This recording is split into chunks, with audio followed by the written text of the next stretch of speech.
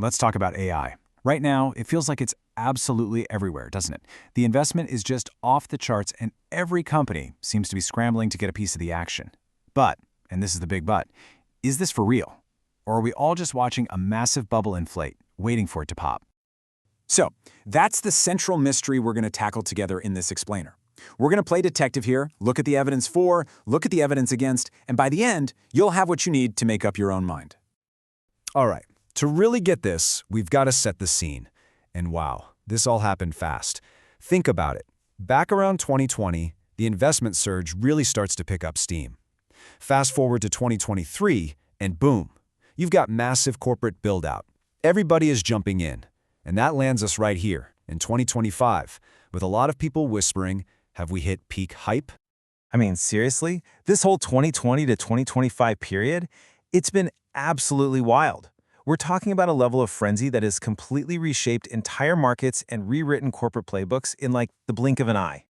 And that's exactly why we're talking about this right now.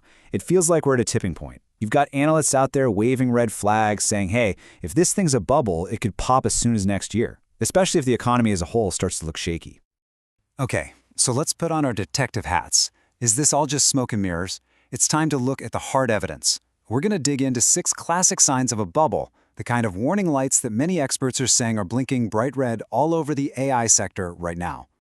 And here's our case file, the 6 key signals we need to watch. You've got this huge gap between how much money is being poured in versus how much is actually coming out in profits. You've got company valuations that seem, well, totally detached from their actual earnings. Then there's concentration risk, basically a handful of giant players controlling everything. And you can't forget expansion that's fueled by a ton of debt, an insane amount of hype and FOMO, and this nagging gap between what's promised and what's actually being used in the real world. You put all that together and the case for a bubble looks pretty strong. Let's double-click on that first one, because it's a really big deal. On one hand, you have an absolute avalanche of cash. We're talking billions upon billions being spent on the guts of AI, the data centers, the chips, all the infrastructure. But then you look at the other side of the ledger, and a lot of these companies are really struggling to turn all that spending into actual meaningful revenue. The money's going out, but it's not really coming back in.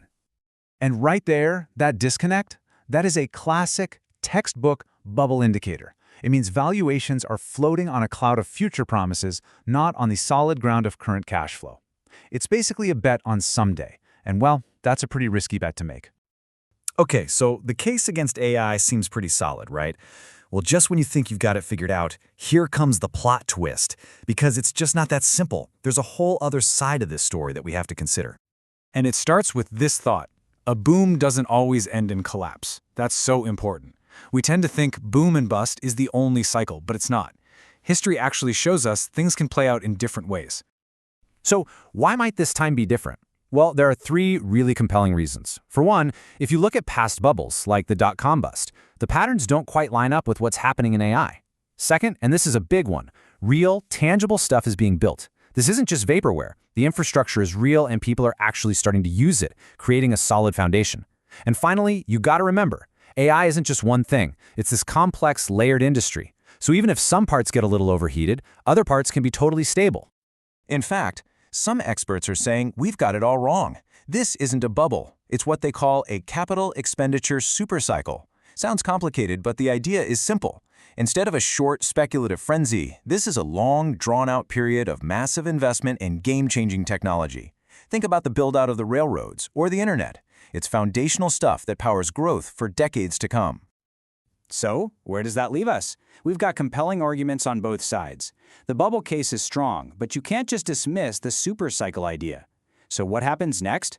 Let's peer into the crystal ball and look at a few possible futures for the AI market between 2026 and 2028. See, it's not just a simple boom or bust choice. There are a few different ways this could go.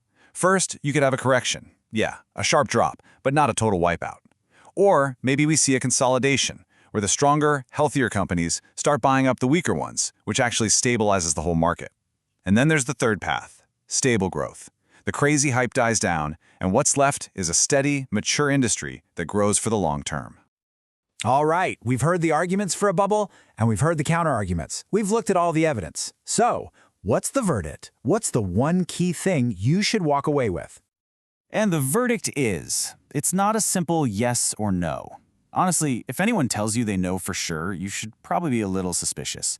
The real takeaway here isn't a simple answer. It's that now you have the framework. You know what to look for. The key is to keep an eye on those signals we talked about and never lose sight of the fundamentals.